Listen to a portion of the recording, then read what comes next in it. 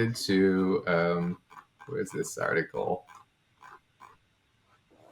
This happened a lot. Well, there's certainly more to it. There's certainly a lot more to it than that. It's not as straightforward as that, Well, yeah, but what's happened is, and it's starting to slow a little bit, but it went up dramatically prior to COVID, and then some after COVID. And this had been going on since Obama, and Obama had recognized this, and we talked a little bit about the expansion of the IRS on this issue. There's billions and billions of tax dollars not getting paid each year by employers because they classify their employees as independent contractors and not W-2 employees, actual workers. And so they can get away without paying them benefits, and they can get away without paying their share of their Social Security and their Medicare. Right. So it all gets dumped on the worker. And I wanted to pull up this article from the Economic Policy Institute, and they talk about this, the economic cost of worker misclassification. So I'm sure a lot of you out here have dealt with this, or you know somebody who's dealt with this, where, they work for their employer, and their employer pretty much controls their schedule and what the tools they have are and where they work and when they work, but they classify them as independent contractors, even though they're employees. Because an independent contractor can choose when they want to work and what hours. The independent contractors get paid for a result. They don't get paid for time. Right. So they will misclassify them. So here they did. So 2020, EPI analysts of 11 commonly misclassified jobs estimates the cost of independent contractor status to these workers. For example, a typical construction worker as an independent contractor would lose out on as much as $16,729 per year in income and job benefits compared with what they would have earned as an employee. That's a lot of money. A typical home health aide as an independent contractor would lose out on as much as $9,500 a year. And this goes to a lot of different types of workers. And they go through this article, and let me pull it down. So the cost to workers, here it is, Table 1. All right. If you're a construction worker, your median annual income as a W-2 employee, you'd be making about $48,210. All right. Your value to you as a worker, as an employee, because you get benefits and other things, would be about $52,398.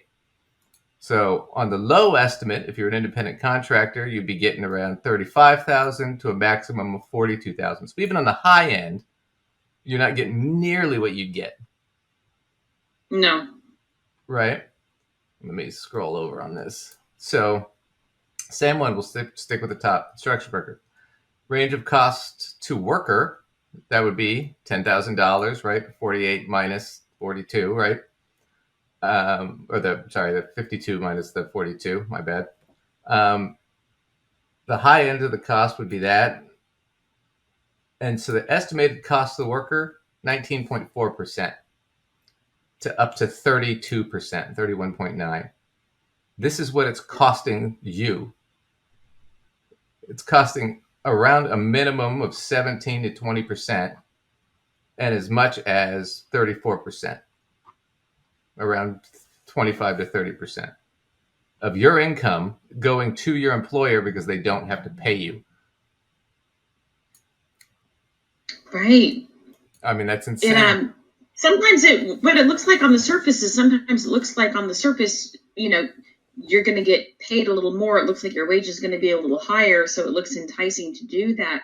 But when you factor in those benefits that you lose in having to deal with Social Security on your own, you come out way, way, way under. So if you're going to take that 1099 gig, you got to get paid significantly more in order for it to shake out, not just a little bit higher that they showed you. Right. Otherwise, you do not come out on top. No. And so let's do this, for example. The other problem is if you're an independent contractor, your boss isn't putting money into your taxes every month from your paychecks, or every 2 weeks, whatever it is you get paid. That's where they have that withholdings, federal, state, and what's called FICA. Right. FICA. You have to withhold it on your own. You have to do that on your own. So a lot of times, independent contractors who don't, especially the younger, don't realize this, is you get to the end of the year and they didn't save any money because they didn't think about, I haven't been paying any taxes all year. And then all of a sudden they get a huge tax bill at the end of the year and they haven't saved anything to pay it. And furthermore, some of my clients, a lot of my clients have been left holding the bag for, that situation. But furthermore, you're supposed to be sort of paying as you earn on your taxes. Ideally. So you end up getting penalized for not having paid in quarterly by like waiting. Now, those penalties don't often shake out to be huge amounts, but you're still paying more than you needed to be paying in penalties because you didn't have it going in regular increments. Right. Well, here's the other catch to the independent contractor thing where I know especially this is really devastating if you're a median or average income, right?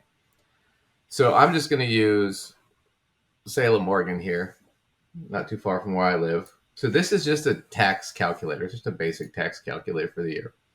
So I took a guy or girl who's single, lives in Salem, Oregon, making $50,775. So around median household income. Okay. Factored in their tax. Okay. So their full tax for the year, federal income plus FICA, and then state tax. You have to factor it on top of that.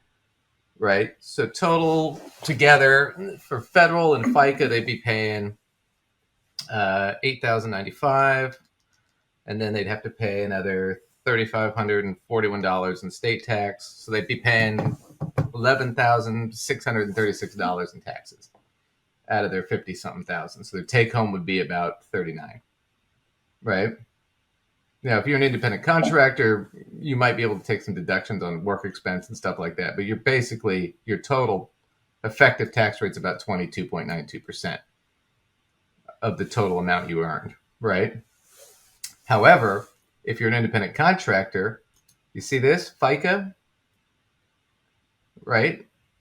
Your effective tax rate is 7.65. In reality, that tax rate is actually double that. It's 15.3%. If you're a W-2 employee, your employer is responsible for paying half that. That's why you only pay 7.65, because your employer is paying the other 7.65 for the right to employ you. But if you're an independent contractor, you're stuck with that whole bill.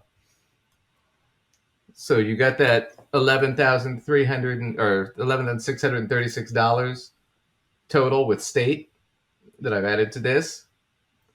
Well, you've also got to double this number, the FICA number, because if you're an independent contractor, you're paying both your half and the employer half because you're self-employed. So you got to add another $3,884 to your $11,000, and now you're paying $15,500 in tax. So you're paying an extra $4,000 almost for a single person making $5,500. Right? Yeah. So if I do that, now your effective tax rate isn't 22.92, it's 30.57%.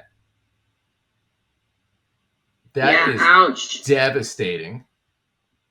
Yeah, that's a big blow. That's a big blow right there. Huge blow. Yep. I mean, just to give you a better sense of what that looks like, I'll do this real quick. That's an extra $1,300 a month that you have to pay in taxes because your employer wasn't paying it. Isn't that amazing? Yeah, that's a lot. Plus, we can go back. I want to go back to this one real quick. What we're also not factoring, we're just factoring the extra tax. We're not factoring the fact that employers are also required to give you certain benefits, like 2 weeks off sick leave. A lot of employers will give you 2 weeks vacation. A lot of employers are required to give you 401ks and match them. So you're not getting any of those things. So they cover the cost of social insurance here, right? Social Security, which we just covered. And then they talk about some of the recommendations for how to tackle this. But this is part of what the IRS and part of this big boost to move more money into the IRS is about preventing this from happening. Because the problem is if you as an independent contractor go to your employer and say, no, I'm a W-2 employee, you have two options or three options. You can either shut up and do nothing, potentially lose your job, or three, sue them. And what are the odds that on your $30-something thousand a year that you're taking home, you can afford to sue your employer? Because it's not cheap. No, no, you're not going to afford that. Right. So when we talk about the two things here, one is, I mean, the independent contractor situation, that affects a lot of people, and that number of people is going up, and it's mostly misclassified. So if you're in that situation, you really shouldn't be thinking about voting for Trump or for the Republicans, because they're not going to change that, and they're not going to change any of these laws. And for everybody in general making under $400,000 a year, get ready for your taxes to go up by about 4 or 5%. Right. Just in general. Plus, you're not going to get the benefits like you get robbed, you're screwed. God, yeah, that story is devastating. Well, right now there is a bipartisan deal from I know Ron Wyden from Oregon here, and he pushed this to basically with a Republican, so it's a bipartisan bill. It's not likely to pass, but what he wants to do is bring back the child tax credit, not to what it fully was before, but you realize that we had the lowest child poverty rates right after COVID, child hunger, child food insecurity rates, because parents were getting this child tax credit every month. And it wasn't a lot of money. Right. It was a few $100. It wasn't a lot of money. But it made a huge... But it makes a difference. A few $100 makes a difference. Yes. Yeah, like, I think they estimated it was like 15 or 20 million children were taken out of food insecurity and poverty because of this. I mean, a few $100, that's like a good chunk of people's grocery bills. But the Republicans and Joe Manchin got that removed, even though the Democrats tried to keep it. Ron Wyden's trying to bring it back, and in exchange, what he's given up is, okay, well, we'll let some of the... We'll cancel some of the tax loopholes that we closed for corporations, and they can have those tax loopholes back. So he's given a smaller, bigger, kind of a slightly bigger cut in taxes to the corporations, but he's doing it in return for, well, let's try and alleviate child poverty, because now we've got 15 children more back in poverty because we cut that program. And that's a huge difference in 15 million people's lives. Those are kids that are more likely to go to school, more likely to go to college, more likely to have better jobs, less likely to commit crime. Right? So, yeah, big deal with all that stuff.